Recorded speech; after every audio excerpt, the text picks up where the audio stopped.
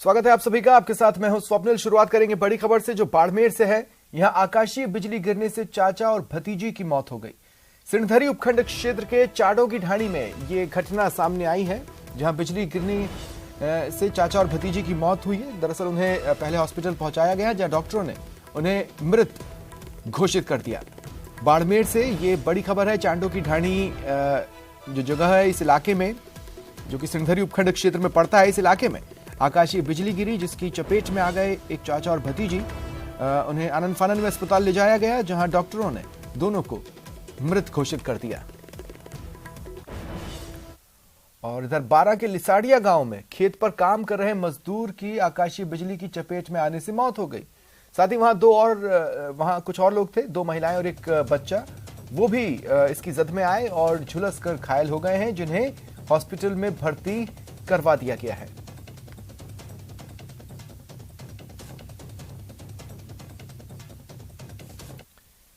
कई गांवों में अचानक मौसम में जबरदस्त बदलाव हुआ। अचानक बदलाव के साथ ओलावृष्टि शुरू हो गई। नागौर, बाड़मेर के कई गांवों में ओलावृष्टि हुई। बर्फबारी से जमीन पर ओलों की चादर सी बिछ गई। ओलावृष्टि और बारिश के साथ साथ तेज अंधड़ का दौर भी शुरू हो गया।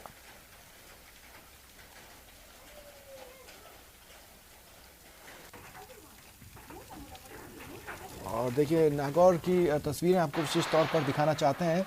यहाँ कई गांव में ओले गिरे हैं। अलाय और भदवासी गांव से जो तस्वीरें सामने आई हैं ओलावृष्टि की, उसे देखने के बाद जो सड़क है, अगर आप उसे देखेंगे तो आपको ऐसा लगेगा कि सफ़ेद सड़क है, सफ़ेद चादर सी सड़क पर बिछी हुई है।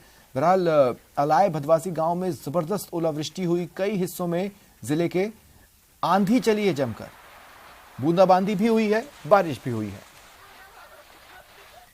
और प्रदेश में पश्चिमी विक्षोभ सक्रिय होने के चलते मौसम विभाग की ओर से जालोर जिले में 4, 6 और 7 मार्च को आंधी के साथ बारिश की चेतावनी का असर दिखा। कुछ इलाकों में हल्की बारिश हुई। मौसम खुशनुमा सा रहा। मौसम विभाग की ओर से किसानों को सावधान रहने की हिदायत दी गई है।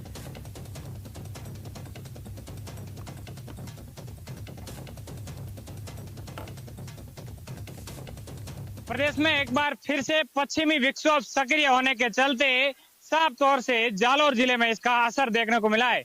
मौसम विभाग के पूर्व अनुमान के अनुसार आज जिले में धूल भरी आंधी व बारिश की चेतावनी के साथ ही 6 व 7 तारीख को जो बारिश व मौसम के अंदर बदलाव के संकेत दिए। इसका असर साफ तौर से आज जालोर में देखने को मिला। जालोर के कुछ इलाकों के अंदर आज हल्की व मध्यम दर्जे की बारिश भी हुई है। तो मौसम विभाग की ओर से चेतावनी जारी करते हुए किसानों को भी हिदायत दे दी गई है कि किसान जो ऐसी फसलें हैं जिनसे बारिश से नुकसान हो सकता है, उसको लेकर भी चेतावनी जारी कर दी गई है। तो वहीं मौसम दिन भर खुशनुमा रहा और दिन भर आसमान में बादलों का डेरा दिखाई दिया है। ऐसे में मौसम विभाग की ओर से चेतावनी जारी की है कि प्रदेश में आने वाली 6 व 7 तारीख को बारिश भी हो सकती है। तो वहीं धूल भरी आंधी की चेतावनी भी जारी कर दी गई है। इसी के चलते मौसम विभाग की ओर से जारी जानकारी के अनुसार किसानों को भी सतर्क व सावधान रहने की हिदायत दे दी गई है। राजसमंद के देवगढ़ थाना क्षेत्र में इंसानियत को शर्मसार वाली घटना सामने आई। एक आदतन शराबी पति ने अपनी पत्नी को शराब के नशे में पीट पीट कर मार डाला। सूचना पर रिश्तेदार भोजपुरा सरपंच के साथ सांगावास आए। देवगढ़ पुलिस को सूचना दी। पुलिस ने देर रात आरोपी को हिरासत में लिया। हमारे गांव की वो आशा देवी मेरी बहन लगती परिवार में, तो उसे सुबह उनका फोन आया, वो गाँव वाला का फोन आया कि भी आशा की डेथ होगी। तो हम मौके पे आए यहाँ। तो यहाँ पे आके देखा तो मरी हुई मिली हमारे को। आसपास में भी पता किया तो आए दिन इन दोनों का झगड़ा रहता है। पहले इनके ससुराल यही था आशा का, तो वो सामने वाला उसको बोला पुछा के उसको सेटिंग करके उसको उसके अंदर उसके लिए रख लिया। उदयपुर से बड़ी खबर है। पेपर लीक मामले में बड़ा अपडेट। शेर सिंह मीणा उर्फ अनिल मीणा पर 5000 का उदयपुर पुलिस ने इनाम घोषित किया है। देखिए, शेर सिंह मीणा, जिसके बारे में जानकारी आई कि वो आबू रोड में प्रधानाचार्य है। इधर भूपेंद्र सारण से पूछताछ चल रही है। उसका ये कहना रहा कि शेर सिंह मीणा से ही उसने 40 लाख में पेपर खरीदा, यानी शेर सिंह मीणा ने उसे पेपर 40 लाख में बेचा। तभी से उसे तलाशा जा रहा है, लेकिन जब किसी तरह का कोई सुराग नहीं मिल रहा है, उसकी जानकारी नहीं मिल रही है, तो ऐसे में उदयपुर पुलिस ने उस पर सूचना देने वाले को 5,000 का इनाम घोषित किया है।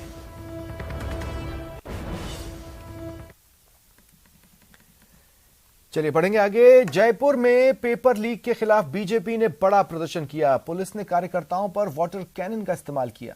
पूनिया और राठौड़ समेत कई नेताओं ने गिरफ्तारियां दी। कागजी कार्रवाई के बाद सभी को रिहा कर दिया गया। जब जब युवा बोल रहा है, युवा मोर्चा जिंदाबाद। बीजेपी का हल्ला बोल। सड़कों पर उतरे बीजेपी कार्यकर्ता।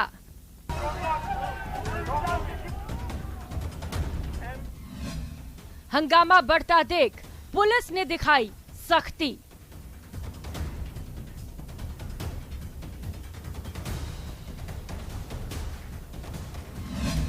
कार्यकर्ताओं पर भांजी लाठियां।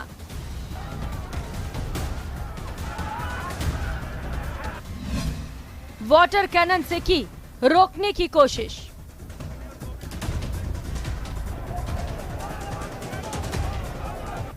भारतीय जनता युवा मोर्चा की ओर से जयपुर में राजस्थान सरकार के खिलाफ बड़ा विरोध प्रदर्शन किया गया। बीजेपी प्रदेश मुख्यालय से सीएम आवास तक विरोध में जुटे कार्यकर्ताओं से सड़कें अटी पड़ी थीं। इस दौरान सतीश पूनिया और राजेंद्र राठौड़ समेत सभी कार्यकर्ताओं का गुस्सा बढ़ता जा रहा था। ये पराकाष्ठा है दमन की। पेपर लीक और बेरोजगारी के खिलाफ आंदोलन की सजा है ये। पुलिस जिस प्रकार बल प्रयोग कर रही है, पहले नौजवानों को राजस्थान में राजधानी में आने से रोका, अलग अलग नाकों पर रोका, उनके वाहन को रोका, वाहनों की हवा निकाली गई और अब आप देख रहे 3 बार लाठीचार्ज पुलिस कर चुकी है। हम गांधीवादी तरीके से अपनी बात को कहना चाहते हैं, हमारा ज्ञापन सरकार ले ले, पर दुर्भाग्य से सरकार का कोई करिंदा ज्ञापन लेने को तैयार नहीं। लेकिन कार्यकर्ता तब और उग्र हो गए जब सीएम हाउस से निकले बीजेपी नेताओं और कार्यकर्ताओं को पुलिस ने सिविल लाइंस फाटक के पास ही रोक लिया। बस फिर क्या था, कार्यकर्ता रुके नहीं और बैरिकेड्स पर चढ़ गए और बीजेपी कार्यकर्ता और नेता इतने आग बबूला हो गए कि उनकी पुलिस से धक्का मुक्की हो गई। इस दौरान भीड़ को काबू में करने के लिए पुलिस को वाटर कैनन से पानी की बौछार मारनी पड़ी और लाठी चार्ज भी करना पड़ा। इसके बाद पुलिस ने सतीश पूनिया और राजेंद्र राठौड़ समेत सभी नेताओं को हिरासत में लिया। इतना ही नहीं, महिला कार्यकर्ताओं ने पुलिस पर लाठी चार्ज करने और धक्का मुक्की का भी आरोप लगाया है। हमारे साथ बदतमीजी कर रही है महिला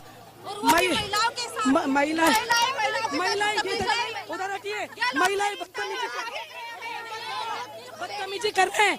हम इनसे कुछ नहीं कह रहे। हमारी प्रदेश अध्यक्ष आगे हम जा रहे, ये हमें डंडा मार रही है। पेपर लीक सरकार, महिला विरोधी सरकार। महिला कार्यकर्ता जहां पेपर लीक जैसे मुद्दों पर बीजेपी सरकार को घेरने की कोशिश कर रही हैं, वहीं आगामी चुनाव को लेकर भी तैयारी कर रही हैं। अब देखने वाली बात होगी कि बीजेपी की आगे की रणनीति क्या होगी। जयपुर से न्यूज़ 18 राजस्थान के लिए बाबूलाल धायल की रिपोर्ट। बात देश के लिए शहीद होने वाले वीर जवानों की। देश की सेवा करते हुए जब वो वीर गति को प्राप्त होते हैं तो उनकी शहादत पर नेताओं के मेले लगते हैं। जोर शोर से शहीदों के परिवारों को मदद के वादे होते हैं, लेकिन वादों की हकीकत बहुत कड़वी है। जयपुर में शहीदों की वीरांगनाओं को इन वादों के लिए भटकना पड़ रहा है।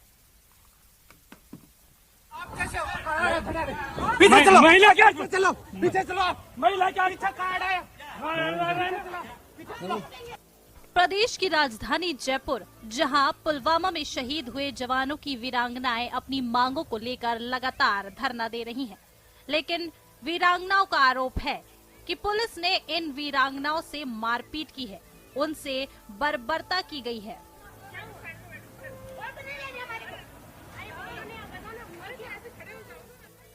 शहादत के बदले जो वादे इन परिवारों से हुक्मरानों ने किए थे, उन्हें निभाने में देरी होने पर जब इंतजार की इंतहा हो गई, तो प्रदेश के अलग अलग शहरों से 4 वीरांगनाएं जयपुर पहुंची और सीएम अशोक गहलोत से मुलाकात करने का प्रयास किया, लेकिन वहां से इन्हें हटा दिया गया।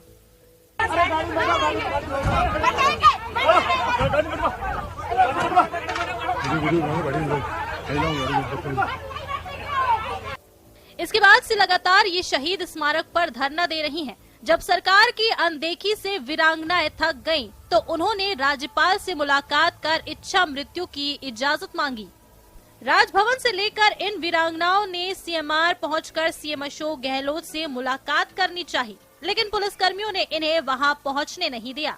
जब बेबस वीरांगनाओं ने जबरन कोशिश की तो इन्हें घसीटा गया, पकड़ा गया और पुलिस जीप में डालकर फिर से शहीद स्मारक पर छोड़ दिया गया। वीरांगनाओं का ये अपमान नहीं सहेगा हिंदुस्तान। वीरांगनाओं का ये अपमान नहीं सहेगा। इस खींचतान की घटना में शहीद रोहिताश लांबा की पत्नी मंजू जाट को गंभीर चोटें आई हैं, जिसके चलते वो अचेत हो गई, जिसके बाद उसे एसएमएस अस्पताल में भर्ती कराया गया। हालचाल जानने के लिए अस्पताल पहुंचे सांसद किरोड़ी लाल मीणा से शहीद की पत्नी फूट फूट कर रो पड़ी।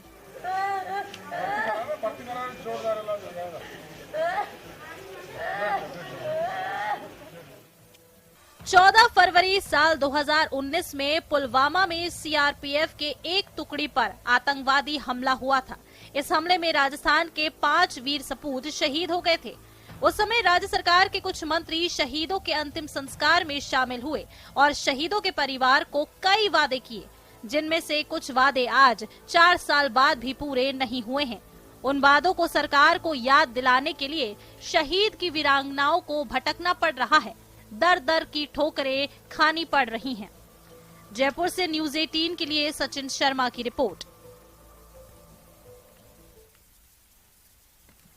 कोटा में यूडीएच मंत्री शांति धारीवाल ने शिक्षा, चिकित्सा, रोजगार से जुड़े गहलोत सरकार के लोक कल्याणकारी कार्यों और योजनाओं की विस्तार से जानकारी दी। आरोप लगाया कि मोदी सरकार की नीतियों के चलते देश में इतनी महंगाई हो गई कि रसोई और घर चलाना मुश्किल हो गया।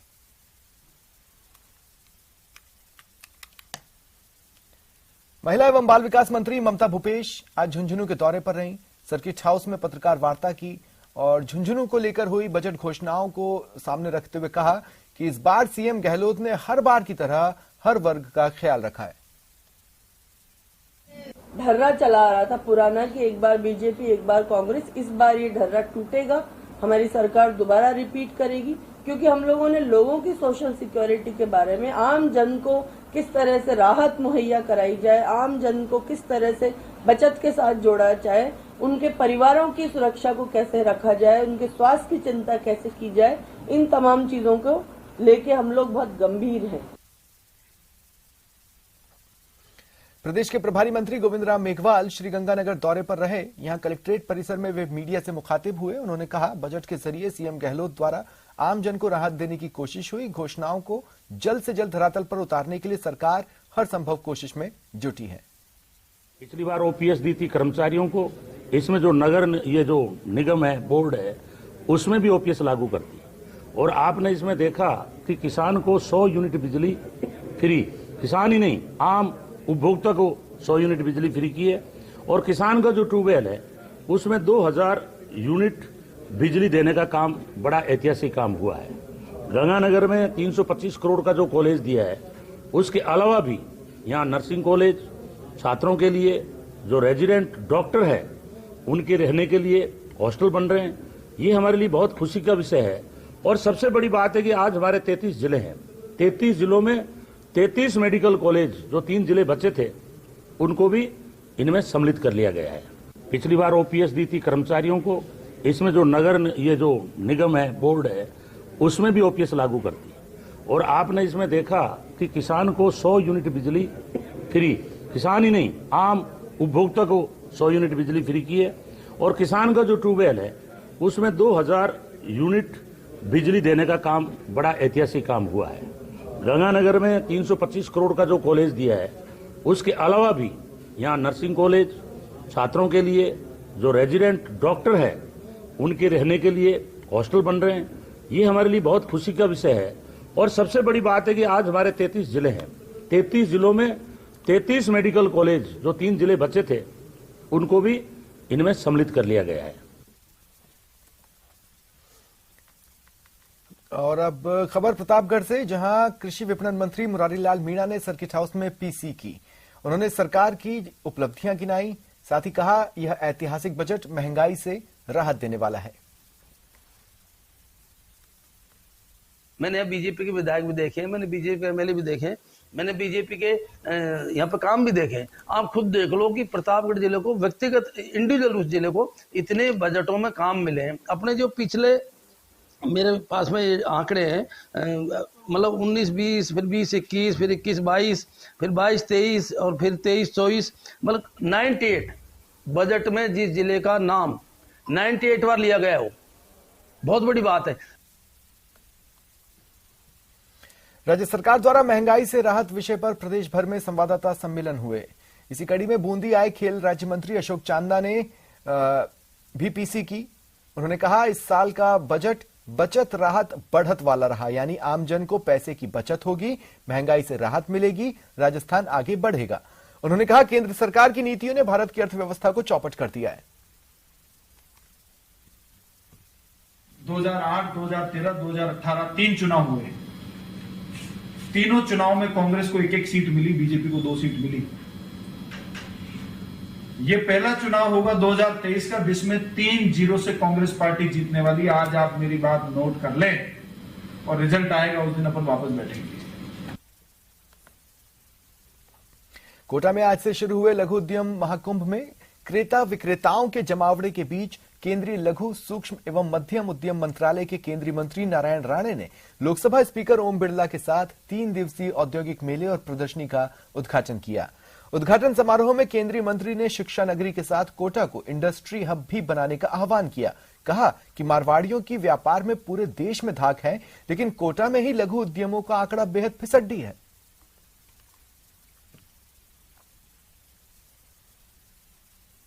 यहाँ के स्थानीय लोग का उत्पादन बढ़ना चाहिए, इसलिए हमारे अध्यक्ष साहब चाहते हैं कि यहाँ इंडस्ट्री पहली थी उसी तरह यह इंडस्ट्री लगनी चाहिए और समृद्ध कोटा जैसे एजुकेशन हब माना जाता है वैसे उसी तरह ये फाइनेंशियली स्ट्रांग डिस्ट्रिक्ट कहो या हब को उससे बनाने की कोशिश में आज का मेला है। लघु मध्यम मीडियम उद्योगों को पनपा सके, यहाँ के लघु कुटीर उद्योगों को पनपा सके और जो हमारा एग्रीकल्चर इलाका है उस एग्रीकल्चर इलाके के उत्पादनों का वैल्यू एडिशन करके नेशनल इंटरनेशनल स्तर पर किस तरीके से उसका वैल्यू एडिशन करके बेच सके। नागौर से बड़ी खबर है। बस्सी स्कूल के बाबू आत्मदाह मामले से जुड़ी ये बड़ी खबर। मामले में प्रधानाध्यापिका समेत 3 आरोपी गिरफ्तार किए गए। आरोपी प्रधानाध्यापिका सीमा चंदेल, महावीर चंद और सुमित कुमार को गिरफ्तार किया गया है। पीलवा पुलिस ने आरोपियों को गिरफ्तार किया। रिलीव नहीं करने के चलते बाबू ने आत्मदाह किया था। बस्सी की राजकीय स्कूल में ही खुद को उसने आग लगा ली थी। अजमेर में इलाज के दौरान बाबू की मौत हो गई थी। इस मामले में प्रदर्शन भी देखने को मिले और अब खबर मिल रही है कि जो आरोपी हैं प्रधानाध्यापिका समेत 3 लोग, उन्हें गिरफ्तार कर लिया गया है। भगवान महावीर कैंसर चिकित्सालय एवं अनुसंधान केंद्र में कैंसर पीड़ित बच्चों को मनचाहा उपहार देकर इच्छा पूर्ति की गई। बेनारा उद्योग लिमिटेड के मैनेजिंग डायरेक्टर विभू बेनारा की ओर से कैंसर पीड़ित बच्चों को उपहार देकर उनके चेहरों पर मुस्कुराहट लाई गई। ड्रीम्स फाउंडेशन के तहत आयोजित कार्यक्रम का उद्देश्य कैंसर बीमारी से पीड़ित बाल रोगियों के चेहरों पर मुस्कान लाना और उनके हौसलों को बढ़ाना है। इस मौके पर बच्चों को cycle, remote control car, cricket set, water filter समेत कई उपहार दिए गए। बता दें कि ड्रीम्स फाउंडेशन के तहत अस्पताल में भर्ती 1 से 18 साल की आयु के बाल कैंसर रोगियों की इच्छाएं पूरी की जाती हैं। चिकित्सालय की वरिष्ठ उपाध्यक्ष एवं ड्रीम्स फाउंडेशन की अध्यक्ष अनिला कोठारी के नेतृत्व में अब तक 4000 से अधिक बाल रोगियों की इच्छाएं पूरी की जा चुकी हैं। विश्व में विभिन्न विभागों से दूसरे प्रदेशों से बच्चे आके यहाँ पे विश एक्सेप्ट किए हैं और इस विश में हम लोग cycles, train sets, doctor sets, cricket sets और किचन सेट्स और जैसे जिस एज के बच्चे होते हैं और उनकी जो इच्छाएं होती हैं उनकी हमने पूर्ति करी है। मथुरा की लठमार और फूलों वाली होली तो आपने देखी ही होगी, लेकिन कभी डोलची मार होली के बारे में सुना है? डोलची मार होली बीकानेर में होती है। अनूठे खेल में चमड़े से बनी एक डोलची होती है जिसमें पानी भरकर एक दूसरे की पीठ पर मारा जाता है। वर्षों से चली आ रही परंपरा का लोग आज भी बीकानेर में निर्वहन कर रहे हैं। यह परंपरा लगभग 400 साल पुरानी है।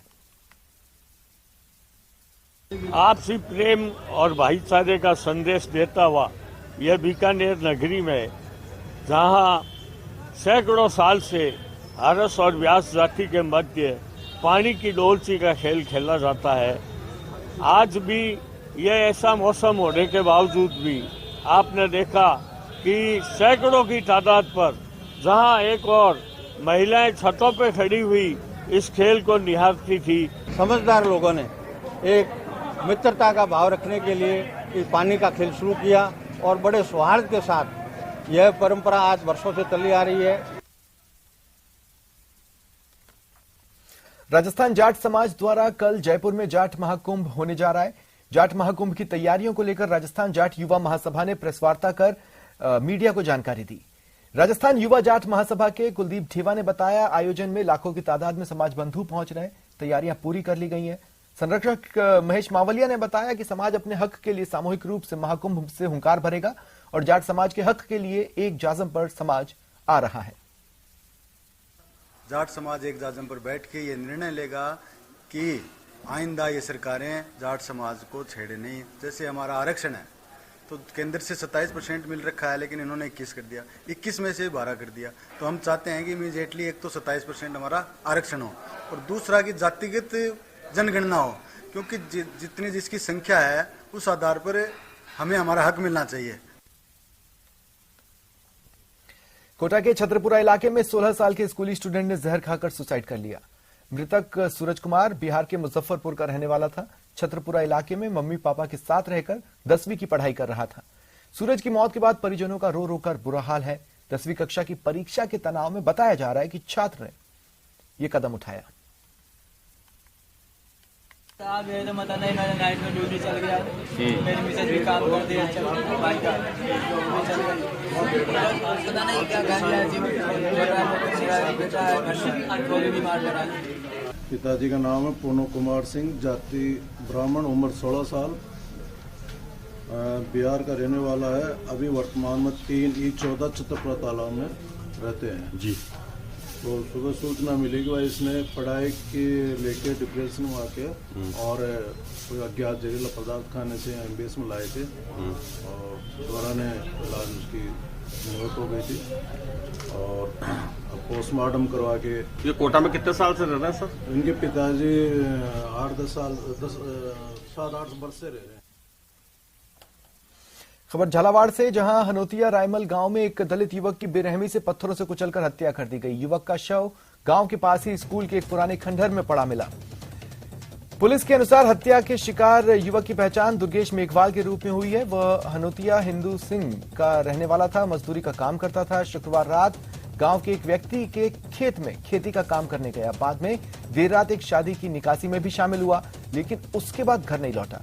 शनिवार को उसका शव पुराने खंडहर में पड़ा मिला। मिलना चाहिए। वो मेरा छोटा भाई था और वो घर से निकला और फिर घर वापस नहीं आया। आप क्या मांग कर रहे हो अब आप? बस हम तो मुजरिम को फांसी मिलनी।